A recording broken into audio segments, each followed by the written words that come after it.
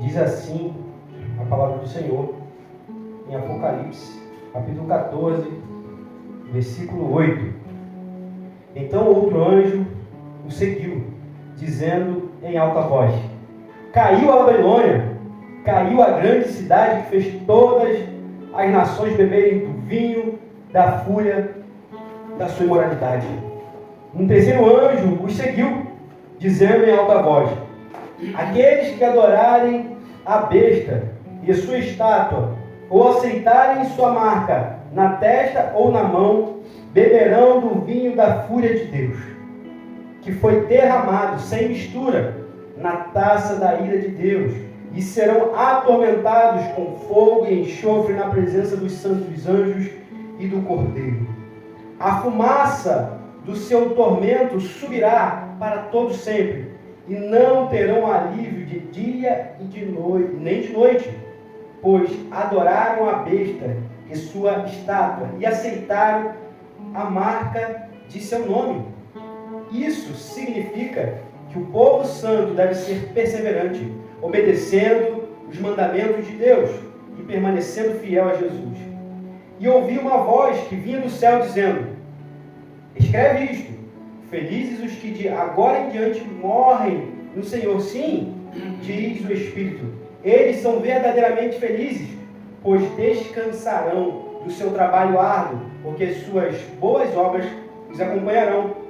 Versículo 14. Em seguida vi uma nuvem branca, e sentado na nuvem alguém semelhante ao Filho do Homem. Tinha uma coroa de ouro na cabeça e uma foice afiada na mão. Então outro anjo veio do templo e gritou bem forte para aquele que estava sentado na nuvem: use a foice e comece a ceifar, pois chegou a hora de colher. A safra da terra está madura. Assim aquele que estava sentado na nuvem passou a foice sobre a terra, e toda a terra foi ceifada. Depois disso, outro anjo saiu do templo no céu, e ele também tinha uma foice afiada. Então, ainda outro anjo que tinha poder para destruir com fogo, veio do altar e gritou bem forte para o anjo que segurava a foice afiada: agora use a sua foice para juntar os cachos de uvas das videiras da terra, pois estão maduros. O anjo passou a foice sobre a terra e encheu de uvas o grande tanque de prensar da fúria de Deus. As uvas foram pisadas no tanque, fora da cidade, e dele correu sangue como um rio, de quase 300 quilômetros de comprimento, com a altura que chegava aos freios de um cavalo. Até aí, são muitos versículos, e vamos tentar terminar como eu tentei semana passada, mas não consegui, né? Só consegui até o 8, eu cheguei até a falar sobre o 8 ainda, mas tive que encerrar porque não dava mais tempo, não é isso? Então vamos voltar aí para o versículo 8, para você acompanhar comigo. A gente volta agora explicando cada versículo para a gente entender da melhor maneira possível. Então, eu já falei sobre isso, a gente aqui está falando sobre algumas cenas, né, do que acontecerá no final dos tempos. Então aqui, basicamente, a cena que agora está em questão é a cena dos salvos, para onde eles vão, e dos que não vão ser salvos, para onde eles vão. A gente já falou aqui, né, no meio dessa cena, as coisas que vão acontecer, a gente já falou sobre a igreja estar com Cristo, vai dizer no Monte Sião, no versículo 1. É isso, o Monte Sião, na verdade, é representação da nova Jerusalém celestial, tá? Quando vai falar de Sião, se for Sião na terra, é Sião, vai falar de Jerusalém. A gente pensa lá no Antigo Testamento, quando você vê Sião, está falando de Jerusalém. E quando fala daquilo que virá, Sião representa a nova Jerusalém que desce do céu. Então, no versículo 1, capítulo 14, vai falar sobre a igreja estar com Cristo no Monte Sião, né? Ou seja, a Jerusalém espiritual de Deus. Isso, até o versículo 5 a gente vê, né, falando sobre isso aí. Versículos 6 e 7, outra parte dessa cena, a gente vê os juízos anunciados aos moradores da terra, né, aquilo que virá. No versículo 8, que é o que a gente vai voltar hoje, é a queda da Babilônia, é proclamada, né? E aí no versículo 8 diz o quê? Então outro anjo o seguiu, dizendo em alta voz: caiu a Babilônia, caiu a grande cidade que fez todas as nações beberem do vinho, da fúria, da sua ira. Então a gente precisa lembrar a grande Babilônia aqui, também conhecida como a grande meretriz, né? A gente precisa entender que a Babilônia aqui, quando vai falar no mundo da época, Babilônia, era todo o mundo pagão, ou seja, um mundo que não tinha Deus. Olhando para hoje também, é olhar para todo mundo que não tem Deus. Aí a gente pensa também num sistema político, num sistema religioso sem Deus. Babilônia hoje para a gente é todo o sistema político, religioso, mundial aí que não tem Deus. Isso tudo é Babilônia. Vamos dizer assim, fora daquilo que é os limites do povo de Deus. Se existia, vamos dizer, existisse Jerusalém, né, existisse Sião, fora dali, né, vamos dizer, tudo é Babilônia, é uma comparação, tá? Onde o povo não tinha Deus.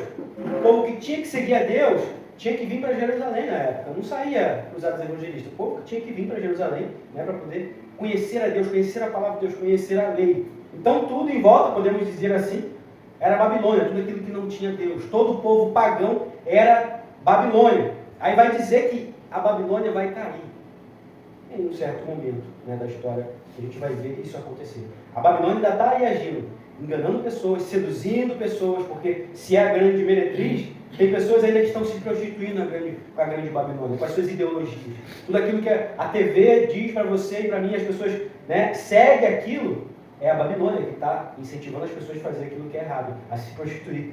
E ao contrário de tudo aquilo, né, que seria Deus, tudo ao contrário daquilo que Deus quer que aconteça, ou melhor, adoram a isso.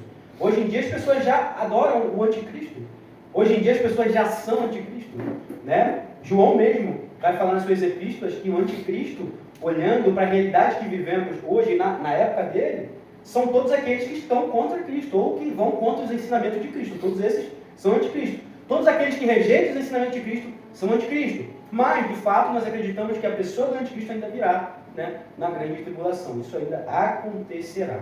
Okay? Então a gente já entendeu aí que a Babilônia, né, é todo um sistema aí, esse sistema do mundo aí, que vai contra tudo aquilo que Deus ensina, contra tudo aquilo que Jesus deixou para nós aí. Tá? E agora a gente vai ler do versículo 9 ao versículo 12. Vamos ver o que diz, versículo 9 a 12.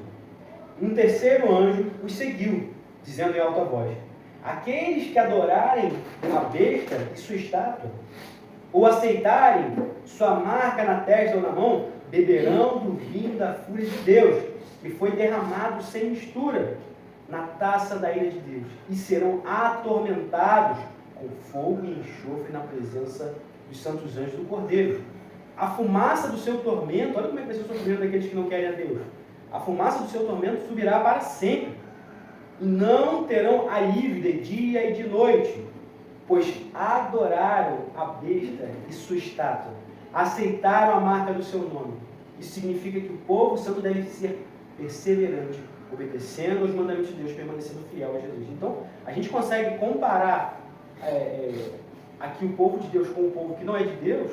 O povo de Deus vai ficar com ele para sempre, vai se alegrar com ele para sempre, vai adorar ele para sempre, vai viver uma alegria eterna. Enquanto o povo que não quer Deus, que quer o mundo, vai viver o quê? Sofrendo eternamente. Olha só a comparação. Aí existe uma comparação bem clara aí. A gente está falando sobre essas duas cenas. As cenas dos que vão morar com Deus e a cena dos que não vão morar com Deus. É isso que a gente está vendo aí no capítulo 14. Né? Os adoradores da besta beberão o cálice da ira de Deus sem mistura. Então, sem mistura aqui significa que até o momento do grande juízo final ainda há misericórdia, mas depois do juízo final não há misericórdia. Então, a ira de Deus vem sem mistura. Sem mistura, né? Isso está escrito no versículo 10. 10, versículo 10. Olha o que está escrito no versículo 10. Beberão do vinho da fúria de Deus, que foi derramado sem mistura na taça da sua ira. Vai dizer, serão atormentados com fogo e enxofre na presença dos santos, dos anjos do Cordeiro. Então, até o momento, até hoje, meu irmão, ainda há misericórdia. Mas quando chegar o dia do juízo final, né, não terá mais misericórdia. Então a ira de Deus virá sem mistura. A ira de Deus, o julgamento de Deus, vem ainda nesse momento com misericórdia ainda. Ainda há tempo de se arrepender, ainda há tempo de se voltar para Deus. E a gente não pode perder esse tempo. Você não pode perder esse tempo de se arrepender e voltar para Deus. Porque chegará o tempo onde a ira vai ser derramada sem misericórdia. E aí, acabou. E aí não tem mais o que fazer. Né? Todos aqueles que estão unidos a este mundo perecerão com o mundo. Todos aqueles que estão unidos. Né? Até aqui mesmo a marca da besta, mesmo que essa marca não esteja hoje ainda, a marca também pode ser algo ideológico, algo dentro da pessoa, ou seja, eu aceito todas as ideologias desse mundo, eu aceito tudo aquilo e recebo tudo aquilo que o mundo traz para mim. Então você automaticamente já, é como se você já estivesse sendo selado, porque você não quer Deus, você não quer aquilo que vem de Deus, você quer tudo aquilo que vem do mundo. O mundo te oferece com uma bandeja, você faz o quê? Rejeita ou aceita? E aí, se você rejeita, você sabe para onde você vai. Se você aceita, você sabe para onde você vai também. Todos aqueles que estão unidos a esse mundo perecerão. Quem escolher servir a Satanás vai ter que sofrer as consequências, junto com o diabo. Eles serão atormentados com fogo e enxofre. Eternamente. Eternamente. Tem gente que pensa que... eu já ouvi isso muitas vezes, né? A gente pensa assim, e eu acho que não sei se eu aprendi assim, mas eu acreditava assim há muitos anos atrás, né? Como se o diabo é que reina lá, né? Um dia você vai morar lá e ele vai atormentar a gente. Gente, presta atenção numa coisa, Deus domina sobre todas as coisas. O inferno, o lago de enxofre também é a condenação para o diabo e os seus anjos. Não é que vai existir, né, como aparece nesses filmes de mitologia, né? Zeus lá no Olimpo e Hades lá no Hades, né? É Hades? Não, é Hades que fala o nome dele. Esqueci o nome da palavra agora, sumiu, gente. Hades no submundo, né? Mas tem um nome que fala. Esqueci o nome. Submundo. No Tártaro, isso, no Tártaro, né? Então, não é isso não. Tem gente que vai pregar uma filosofia desse tipo aí, dizendo que vai ser assim no final. Olha como é que vai ser no final. Zeus, né? Está lá no Olimpo, então quem fez as coisas boas e quer viver com ele vai morar onde? Com ele lá no Olimpo. Mas quem quer viver as coisas do mundo, fazer as coisas erradas, vai viver com o diabo lá no inferno. E ele que domina lá no Tártaro. Aí acham que o diabo vai estar lá dominando todo mundo, né? E ele não sofrendo e torturando as pessoas, botando as pessoas. Não é isso não. O julgamento final aqui é para o diabo e seus anjos, para todos aqueles que seguem a ele. É para todos. Para todos. Tá? Não existe isso aí não. Se alguém ensinou isso aí, está errado. Como me ensinaram há um tempo atrás. Isso está errado. Isso não existe. O julgamento final vai ser para todos. Eles vão beber da fúria e da ira de Deus. Totalmente. As pessoas que seguiam o diabo e seus anjos também vão seguir. Os adoradores da besta serão atormentados eternamente, como diz ali no versículo 11. Olha só, a fumaça do seu tormento subirá para todo sempre. Não terão alívio, ou seja, não terão descanso nem de dia, de noite. O sofrimento vai ser eterno. Daqueles que adoraram a besta, que adoraram o anticristo, que adoraram o diabo, enfim, falso profeta, todos esses vão sofrer eternamente. Eles adoraram a eles, então vão para o mesmo lugar que eles estão. É interessante que até olhar para o Salmo 115, se eu não me engano, vai falar sobre a questão da adoração, para não adorar imagens de escultura, adorar imagens. E vai dizer que quem adora a imagem vai se tornar igual a ele. Né? Então aqui também a gente consegue ver essa comparação.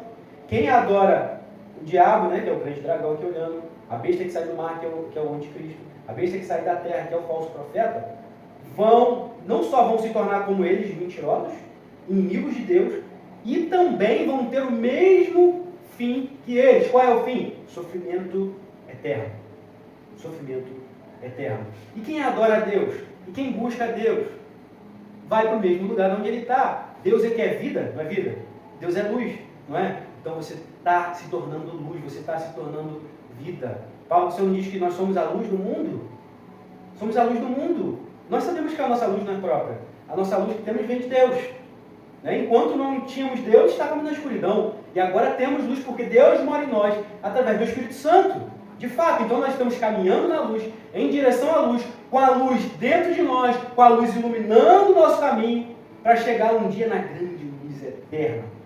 É assim que aqueles que são salvos, aqueles que adoram a Deus, estão caminhando, né, em direção à salvação eterna. Os remidos, ou seja, os salvos, que foram perseguidos e torturados até a morte, estão no céu. mas os adoradores da besta vão sofrer grande tormento. Tormento sem cessar dos ímpios está em contraste com a felicidade eterna dos salvos, como já falei anteriormente. Né? O que é o contrário de feliz? Né? O que é o contrário de refrigério? É ser atormentado, queimado. Esse refrigério é algo que está trazendo frescor, né? Ao contrário de refrigério, está sendo queimado, atormentado, né? Então, aqui a gente consegue ver um contraste, né? Essa posição aqui no capítulo 14, daqueles que vão ser salvos, aonde vão estar, o que vai acontecer com eles, e aqueles que vão ser condenados, aonde vão estar e o que acontecerá com eles. Os adoradores da besta estão condenados, mas os que guardam os mandamentos de Deus e a fé em Jesus não cederam à pressão da besta, estão seguros em Deus, né? Aí vai falar sobre essa questão da perseverança, né? A perseverança, no versículo 12 diz, ó, isso significa que o povo santo, o povo de Deus, deve ser perseverante, obedecendo os mandamentos de Deus e permanecendo fiel a Jesus, né? É melhor suportar a perseguição paciente do que escapar dela e ser atormentado por toda a eternidade. Pode ser, olhando para os irmãos, né, os nossos irmãos que foram perseguidos, a gente consegue ver várias histórias sobre nega Jesus, né? Aí de repente a pessoa está lá, histórias que a gente já leu de coisas verídicas mesmo, né?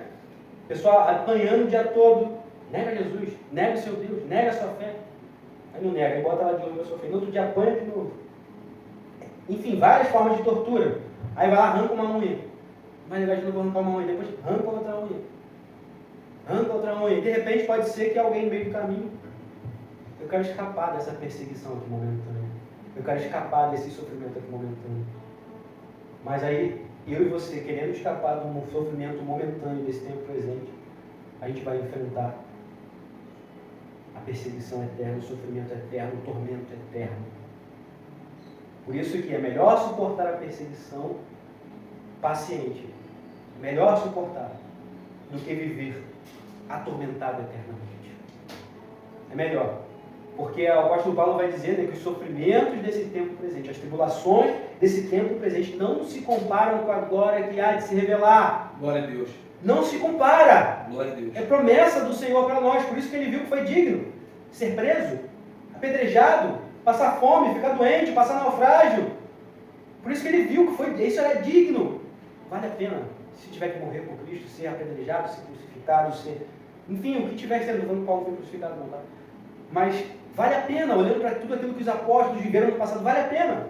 Vale a pena, pensando que a eternidade junto de Deus será maravilhoso, incomparável a tudo e qualquer coisa que você tenha vivido de bom aqui nessa terra. E agora a gente vai falar dentro dessa cena aqui, a gente vai falar a bem-aventurança dos que morrem em Cristo. É interessante, né? A morte é bem-aventurada. Os mortos em Cristo são bem-aventurados.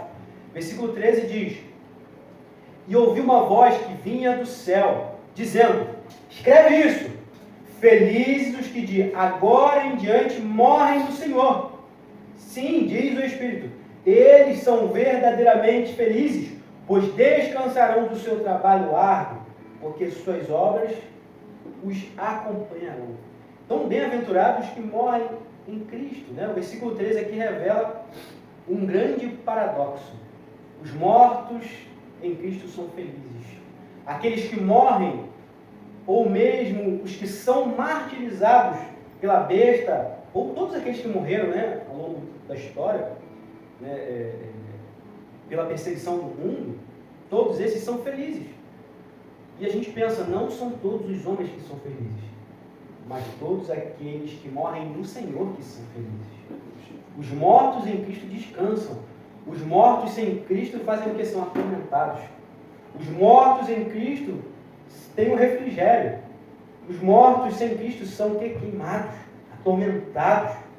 Há um grande contraste entre os ímpios atormentados e os cristãos, os salvos que estão descansando, que vão descansar. Eles, os salvos, não vivem vagando, não vão para o purgatório, nem para o túmulo. Eles podem, né, usando as palavras que a gente vê na Bíblia, ir para o paraíso, né, como o ladrão que estava ali do lado de Jesus, hoje mesmo estarás comigo para o paraíso, para o lar, para a casa do Pai, para o céu. para o seio de Abraão, para a grande Jerusalém celestial. Vão habitar com Cristo, o que é incomparavelmente melhor de tudo aquilo que a gente vive aqui nessa terra. Incomparavelmente melhor. Que promessa maravilhosa. Que promessa maravilhosa. As Escrituras tão somente dizem que os mortos dormem. Interessante que vai falar sobre mortos aqui. É até uma doutrina que a gente já aprendeu, né? E eu preciso falar uma coisa sobre isso aqui. Dormir na vida fala sobre morte. Mas a única coisa que morre ou que dorme é o corpo. A alma, o espírito não dorme. É o corpo. O corpo dorme, mas a alma não. Porque senão, como Jesus falaria, né? Hoje mesmo estarás comigo no paraíso. E aí ele dá conta aquela outra parábola, né, do rico e Lázaro também. Né? O rico está vamos dizer, no Hades ali, o Sheol já está sofrendo os tormentos ali, é como se fosse o princípio do sofrimento para aquele que não tem Deus, para o sofrimento eterno. E o seio de Abraão, olhando para ele como se fosse o paraíso, olhando o que Jesus fala também, já é o princípio do descanso, daquele descanso que será o descanso eterno. Então a alma não dorme, mas o corpo dorme. O corpo é que dorme. Né? Tanto que quando a gente morre, a gente não vai com o corpo para o céu ou para o paraíso, o corpo fica aí na terra, não é isso? A Bíblia vai dizer que os mortos, o mar vai devolver os seus mortos, os mortos da terra vão ressuscitar, ou seja, os corpos vão ressuscitar, né? Para que receba ali o juízo eterno, o juízo total. Quem ressuscitar, ou melhor, os corpos que ressuscitam e morreram com Cristo, vão para ser transformados para morar com Ele eternamente. Os mortos, que agora vão ressuscitar, o corpo, né? Sem Cristo, vão ressuscitar também para viver não, né? Para sofrer eternamente. Para sofrer eternamente. Então vai ser um sofrimento eterno. Né? As pessoas vão dizer, não, tá vendo? Aí você morre, aí acabou o juízo lá no final, acabou o sofrimento, acabou tudo. Quem não tem Deus, vai acabar o sofrimento, acabou, é como se apagasse, né? Esconda a face do mundo e não tem mais sofrimento. Não é isso. Quem está com Cristo, quem morreu com Cristo, quem ressuscitou com Cristo, vai viver com Cristo eternamente. Quem não está com Cristo, quem morrer sem Cristo, vai sofrer eternamente. Isso é o que a palavra do Senhor vai dizer aqui. Os mortos em Cristo não... Vamos ver isso. Isso. Os mortos em Cristo não são levados para o céu pelas obras. Ninguém que é levado para o céu é por obras. Mas levam as suas obras para o céu. Você faz obra para ser salvo? Não. Mas porque você é salvo, você faz o quê? As boas obras. Não somos salvos pelas obras, mas somos salvos para praticar as boas obras. Elas não abrem o nosso caminho para o céu, mas nos acompanham no caminho até o céu. As boas obras nos acompanham. Não ficaremos sem recompensa, pensando sobre galardão, sobre tudo aquilo. Agora, salvação não, tá? Salvação não é recompensa, porque senão você teria que fazer algo para conquistar essa recompensa, não é isso? Não é recompensa. Mas aí a gente não entende exatamente, eu não estou aqui para dizer o que são os galardões, o que as pessoas vão receber, se é que existe algo diferente, que alguém vai receber mais do que o outro mesmo, né? Isso aí a gente vai vendo sobre a questão das obras que as pessoas praticaram. Mais obras, mais galardão ou mais recompensa. Agora, a questão de ser salvo não é por obras, tá? Você é salvo e a partir do momento que você é salvo, você pratica as boas obras. Por quê? Quando você não era salvo, você estava no mundo. Praticava as obras da carne, as obras do mundo, não é isso? É natural para quem está no mundo praticar as obras do mundo, as obras da carne. É natural, não é isso? E agora, como você vive em outro reino, o reino de Deus, também vai ser natural você viver as obras de Deus e praticar as obras de Deus, as obras do reino. Ok? Versículo 14. Vamos lá.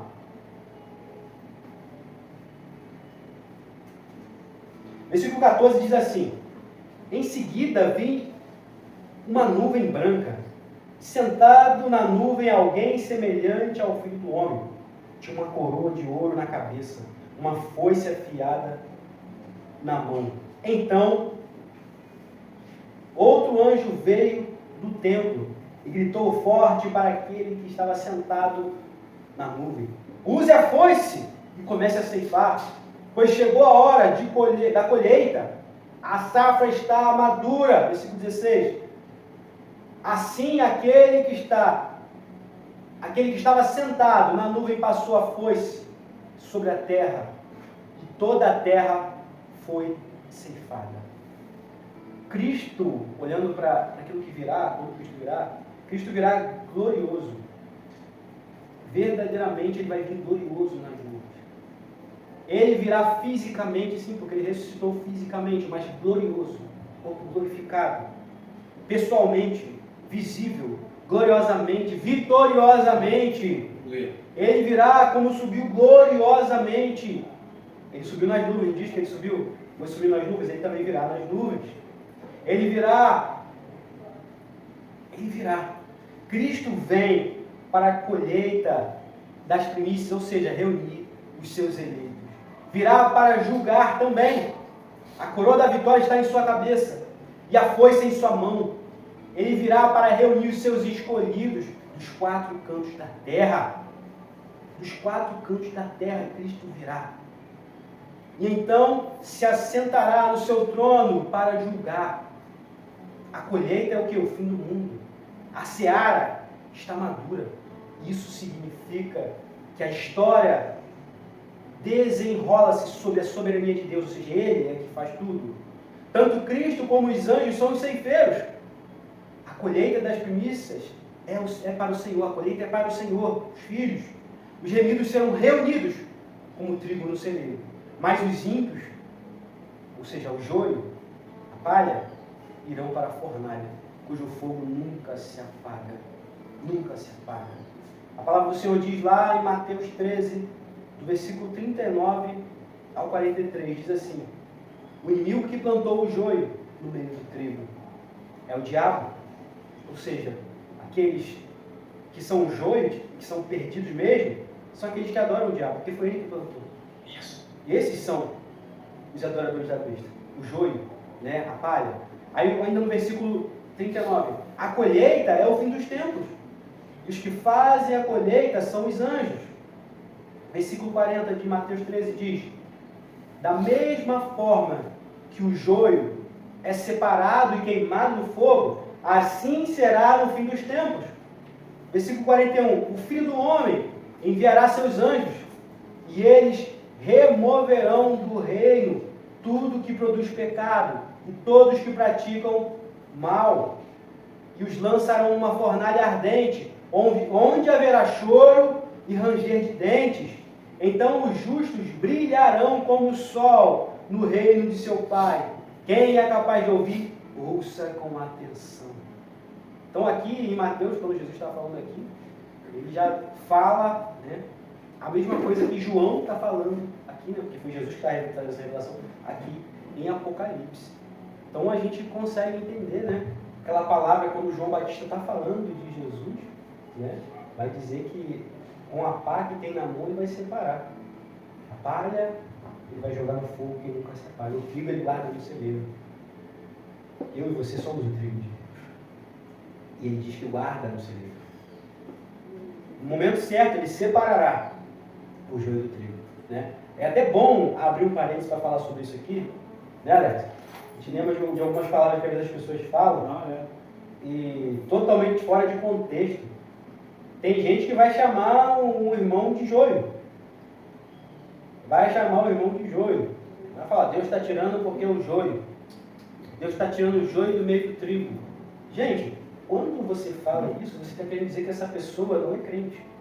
Que essa pessoa não é convertida, que essa pessoa está condenada à morte eterna. Quem somos nós para poder dizer quem está condenado à morte eterna? Quem somos nós para dizer isso? Aí tem eu já escuto isso há muito tempo, a gente já escuta isso há muitos anos, né? E aí vai falar, tá vendo? O irmão saiu do louvor, saiu da igreja, foi para outra igreja porque era joio. Era joio, então Deus tirou do meio do trigo. Aí agora ele foi um joio para poder ir para outra igreja, né? Aí você vê o irmão, aí ele é bênção, né? Ele faz outras coisas. Você vê que a pessoa pega o texto e fala fora de contexto para poder justificar. Gente, joio não é trigo. Joio não tem jeito de virar trigo. Joio não vira trigo. Joio é joio. E trigo é trigo. Você vê que não foi Deus que plantou. Quando vai falar semente plantada lá, o trigo foi Deus. Mas o inimigo que plantou o joio à noite, que semeou, não foi Deus, foi o diabo.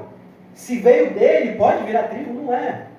Não é. O joio é do diabo, o trigo é de Deus. Quando eu e você, se a gente chama alguém de joio, a gente está falando que ele é filho do diabo. Ele é filho do diabo. Não existe isso.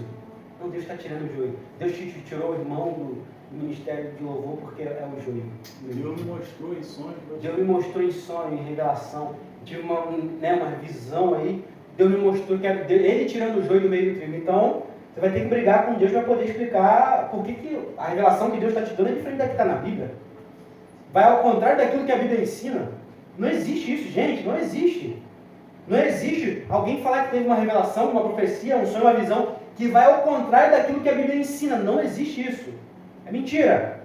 É mentira isso. Não é de Deus. Não é de Deus. Tá? Rejeitem toda e qualquer profecia, né? Toda e qualquer revelação, visão, que vai totalmente ao contrário daquilo que a Bíblia ensina. Sai fora disso. Sai fora disso, povo meu. Vamos dizer assim. Sai fora disso. Vamos lá. Voltando para o versículo 17, depois dessa minha indignação. Expressando essa minha indignação aqui.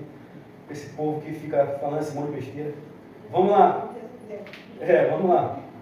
Versículo 17 ao 20 diz assim, ó. Depois disso, outro anjo saiu do templo, no céu. Estou no Apocalipse 14, 17, tá? Depois disso, 14, 17, tá? Depois disso, outro anjo saiu do templo do céu. E ele também tinha uma foice afiada. Então, ainda outro anjo que tinha poder para destruir com fogo. Veio do altar e gritou bem forte para o anjo que segurava a foice afiada. Agora use a sua foice para juntar os cachos de uva da videira da terra, pois estão maduros. O anjo passou a foice sobre a terra e encheu de uvas o grande tanque de prensar da fria de Deus. O tanque aqui era onde era prensado o lagar, né? Prensado as uvas, olhando para o passado ali, a comparação, para poder fazer o suco de uva, enfim, o vinho. Versículo 20. As uvas foram pisadas no tanque, fora da cidade. Isso significa que o povo de Deus não vai estar dentro desse tanque, mas os ímpios. E dele correu sangue como um rio, de quase 300 quilômetros de comprimento, com uma altura que chegava aos freios dos cavalos. Ou seja, aqui olhando, eu estou resumindo, mas eu vou voltar lendo, explicando novamente. Resumindo, o sofrimento aqui vai ser como as pessoas que não querem a Deus, que serviram a besta. Vai ser pegado essas pessoas como as uvas que eram colocadas no lagar e que era pisada, vai ser pisado pela fúria de Deus, pela ira de Deus ali. E aí você vê que o que sai, né, porque o lugar ali onde era prensado o vinho tinha algum tubo ali que saía para outro lugar, né? Então a uva era prensada ali, né? E depois saía dali só o suco, né? Então ali vai dizer que não saía suco, vai sair sangue. E vai dizer ali que não era simplesmente um lagar, alguma coisa baixinha, dizia que chegava até os freios dos cavalos, ou seja, bem alto, 1,5 metro, mais ou menos, podemos dizer assim, os freios dos cavalos, mais ou menos, né? Então, ou seja, é muita gente que vai sofrer, é muita gente que vai ser pisada pela lei de Deus. Aí, poxa, Deus é injusto, está pisando, não, Deus está dando chance o tempo todo. Deus está mostrando qual é o caminho do tempo. Não adore a besta, não adore o mundo, não siga a Babilônia, não siga o diabo, segue a mim, segue a luz. E as pessoas estão fazendo o quê? Seguindo o diabo, seguindo a tudo aquilo que é contra Deus. Então Deus não é injusto. Deus não é injusto, Ele está dando chance. Ainda há misericórdia. Vai chegar um tempo que a ira dele virá o quê? Sem misericórdia, sem mistura, como a gente viu aqui em Apocalipse. Então, voltando, explicando um pouquinho mais detalhadamente, o juízo para os ímpios será como uma colheita, a gente já falou isso. A ideia aqui não é de uma colheita de frutos, mas de um lagar, ou seja, um lugar onde é colocado para ser pisado as uvas, né? Nos tempos bíblicos, as uvas eram pisadas pelos pés, não é isso que a gente vê? Inclusive, você vai ver alguns filmes, né? Está fazendo uva lá pisando, fazendo vinho, que é o suco primeiro, né? Está pisando com os pés, é isso? Num lagar, que tinha um duto, como eu já expliquei aqui, né? Para poder levar, sair esse duto, esse tubo ali, para poder levar para um recipiente todo aquele suco de uva que era feito ali com as pessoas pisando. O pisar das uvas aqui era uma figura familiar, todo mundo entendia isso, né? Eu já expliquei aqui. Só que olhando para o julgamento de Deus para a ira, o pisar das uvas ali é o pisar, trazendo juízo, esmagando as pessoas mesmo. Essas uvas que são pisadas são os incrédulos. Assim como as uvas são pisadas e esmagadas, assim também os ímpios vão ser destruídos e castigados eternamente. Essa é uma ideia clara do furor da ira de Deus contra os ímpios que blasfemaram o seu nome, que perseguiram os seus filhos, que adoraram a besta, que se prostituíram com a grande Babilônia. Esse é o castigo para esse é o juízo para esse. O apóstolo João descreve o próprio Cristo pisando no lagar, e pessoalmente pisa o lagar do vinho, do furor da ira de Deus Todo-Poderoso. O lagar é fora da cidade, como a gente viu aqui, ou seja, eu já expliquei, se é fora da cidade, se é fora da Sião celestial, do monte Sião da Jerusalém celestial, o juízo final não é para os filhos de Deus, é fora da cidade de Deus, é fora do lugar onde os filhos de Deus estão sendo preservados, guardados, né? O fogo não é dentro do celeiro, o fogo é fora do celeiro. Onde o que fica dentro do celeiro é o trigo de Deus, guardado para ele, e fora do celeiro é queimado a palha, o joio e tudo aquilo que não serve para nada. Os salvos não participarão desse juízo, porque vão estar guardados em Deus. Esse é o lagar da ira, da cólera de Deus. Os remidos, os salvos, não sofrerão juízo.